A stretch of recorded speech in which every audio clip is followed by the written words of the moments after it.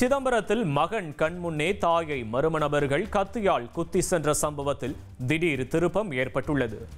சின்னசிட்டி பகுதியைச் சேர்ந்த தாய் கோமதி தனது மகனை தொடர்ந்து படிக்க வற்புறுத்தியதால் ஆத்திரமடைந்து தாயை கொலை செய்ய முயன்றது தெரியவந்துள்ளது.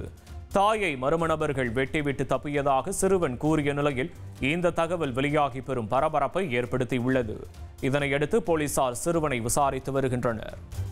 தேனி மதுரையை இணைக்கும் மலைசாலை குண்டும் குழியுமாக காணப்படுவதால் வாகன ஓட்டிகள் அச்சம் தெரிவித்துள்ளனர். மயிலாடும்பாறை மல்லபுரத்தை இணைக்கும் சாலையில் ஆங்காங்கே பாறைகளும் மண்ணும் சரிந்து மோசமானதாக மாறியுள்ளது. இதனால் இந்த சாலையை உடனடியாக புதுப்பிக்க வேண்டும் என பொதுமக்கள் கோரிக்கை விடுத்துள்ளனர்.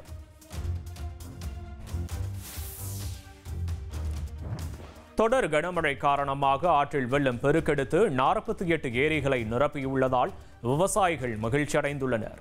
திருவண்ணாமலை மாவட்டத்தில் கனமழை காரணமாக சிங்கிரிகோவில் அருகே கத்தாழப்பட்டு தடுப்பணையில் மழைநீர் ஆர்ப்பரித்து கொட்டுகிறது. இந்த வெள்ளம் கமண்டல நாக நதியாக உருவெடுத்து செய்யாற்றில் கலக்கிறது. மேலும் ஆரணி சுற்றுவட்டார பகுதிகளில் பெய்து வரும் பருவமழையால் சுமார் 48 ஏரிகள் நிரம்பியுள்ளதால் விவசாயிகள் மகிழ்ச்சியடைந்துள்ளனர். 1,23,00,000 மனங்களை வென்ற தந்தி டிவி யூடியூப் சேனல். தவிர்க்க முடியாத தம்ப்நெயில்ஸ், கலக்கலான கான்டென்ட்ஸ். நீங்களும் இந்த குடும்பத்தில் இணைய இப்பவே சப்ஸ்கிரைப் பண்ணுங்க. அசுரபலம் கொண்ட எங்கள் டிஜிட்டல் கரங்களில் உங்கள் விளம்பரங்களை சேர்க்க வாட்ஸ்அப் பண்ணுங்க. 8939888378. Email advtthanditv@dttv.in.